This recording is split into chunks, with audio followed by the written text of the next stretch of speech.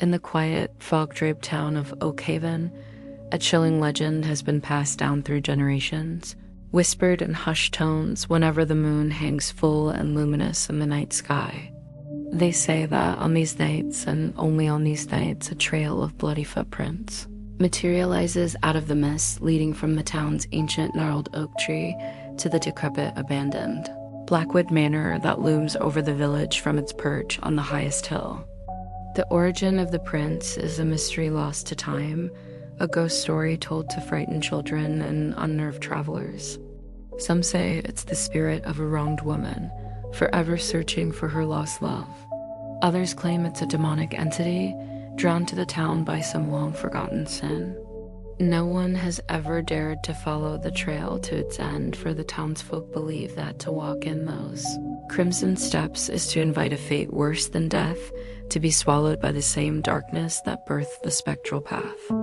The legend served as a potent warning, a boundary of fear that kept the curious at bay, and the secrets of Blackwood Manor safely locked away within its decaying walls.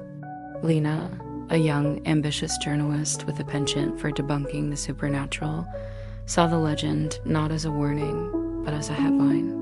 She had built her burgeoning career on logic and evidence, dismantling local myths and folklore with a sharp mind and a high-definition camera. To her, the tale of the bloody footprints was just another elaborate hoax, a product of mass hysteria fueled by isolation and the town's perpetually gloomy atmosphere. She was convinced there was a rational explanation, a clever prankster, or a natural phenomenon misinterpreted by superstitious minds. Determined to expose the truth and land the story that would make her name, she scoffed at the concerned pleas of the villagers.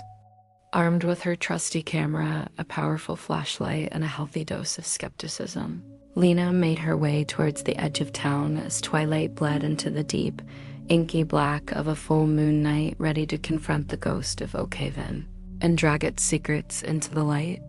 The fog was thicker than she had anticipated, a cold, wet blanket that muffled all sound and clung to her skin, but it only strengthened her resolve. As the clock in the distant town square chimed its 12 solemn bells, signaling the precise moment of midnight, Lena stood waiting by the ancient oak tree, her breath pluming in the frigid air. The moon, a perfect ghostly orb, broke through the clouds, casting long skeletal shadows across the ground.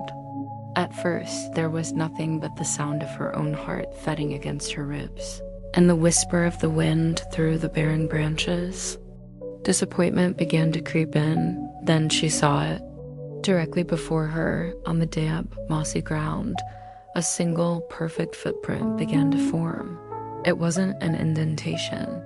It was as if a liquid, impossibly red, was seeping up from the earth itself, pooling into the distinct shape of a bare human foot.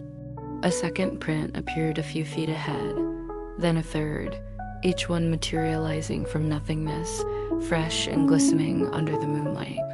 A wave of cold, primal fear, an emotion she hadn't felt in years, washed over her.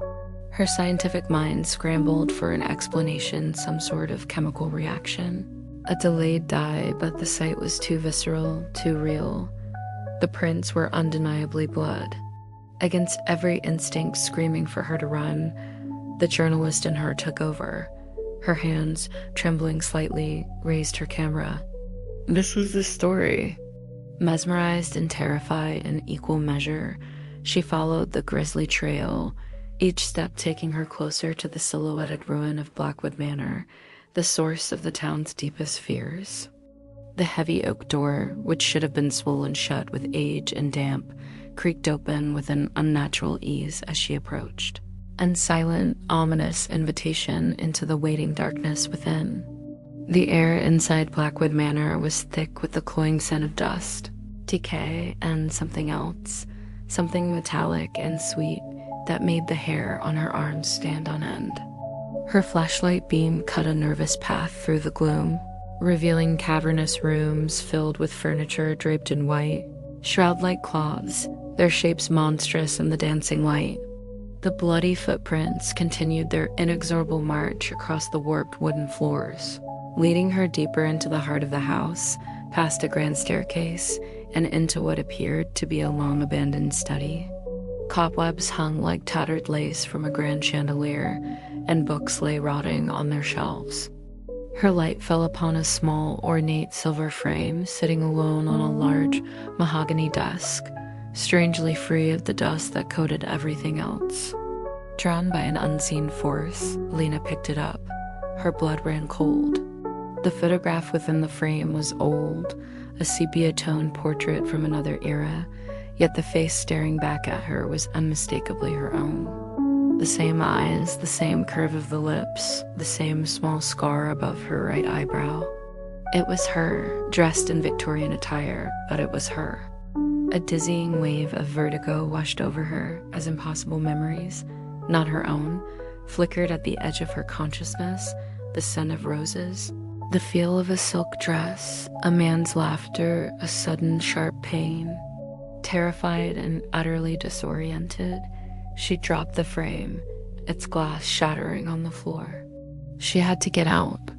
She turned to flee, to escape the suffocating madness of this place, but as she took her first frantic step, a searing pain shot up from her feet. She looked down. Her own bare feet, though she was certain she had been wearing sturdy boots, were now bleeding profusely, leaving fresh crimson prints that perfectly matched the ones she had been following. Her prints were now part of the trail.